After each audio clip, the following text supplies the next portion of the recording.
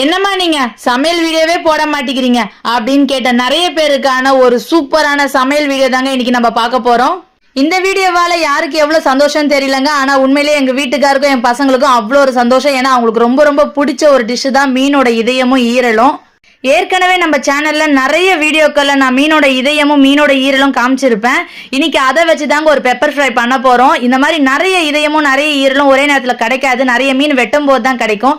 இன்னைக்கு எங்க வீட்டுக்கார் மீன் பிடிச்சிட்டு எல்லாருக்கும் பங்கு பிரிக்கிறதுக்காக மொத்தம் 9 வரிசூர மீன் வெட்டினாங்க. அதனால 9 மீனோட ஈரலும் அதோட இதயமும் தனியா எடுத்துட்டு வந்தாரு. மீன் வெட்டுறவங்க கிட்ட கேட்டாலே எடுத்து கொடுத்துருவாங்க. வீடியோ ஸ்டார்டிங்ல நான் கொஞ்சம் மீன் காமிச்சிருப்பேன் பாத்தீங்களா, அதுதான் எங்களுக்கு கொடுத்த பங்கு மீன். இதுதாங்க அந்த பங்கு மீன். அதை நான் குழம்பு செய்யறதுக்காக ரெடி பண்ணி வச்சுட்டேன். இப்போ இந்த மீனோட இதயமும் ஈரலையும் சேர்த்து நான் பெப்பர் ஃப்ரை பண்ண போறேன். இப்போ இதை நான் கழுவி எடுத்துட்டு வந்துடுறேன். இந்த மீனோட இதயத்தை இப்போ நான் நல்லா கிளீன் பண்ணி எடுத்துட்டு வந்துட்டேன். இதுல மொத்தம் 9 மீனோட இதயம் இருக்கு. மொத்தம் 9 மீன் வெட்டினதால அதோட மொத்த இதயத்தையும் எடுத்துட்டு வந்துட்டாரு. இது அதோட ஈரல் எல்லாம் இங்க இருக்கு. நீங்க எப்பயாச்சும் பெரிய மீன் வெட்டினாலோ இல்லைன்னா மீன் வெட்டுறவங்களை உங்களுக்கு தெரிஞ்சாலோ அவங்க கிட்ட கேட்டீங்கன்னா இந்த மாதிரி மீனோட இதயமும் ஈரலும் தனியா கொடுப்பாங்க. கண்டிப்பா மிஸ் பண்ணாதீங்க. இது எப்படி செய்யலாம் பார்க்கலாம். கொஞ்சம் உப்பு, கொஞ்சம் மஞ்சப்பொடி, கொஞ்சமா குழம்பு மிளகாத்தூள், அதுக்கப்புறமா பெப்பரை ஃப்ரெஷ்ஷா அரைச்சி போட்டிருக்கேன். நல்லா நைஸா அரையில நான் குறந்தா அரைச்சி போட்டிருக்கேன். உங்களுக்கு வேணும்னா நைஸா அரைச்சிக்கோங்க.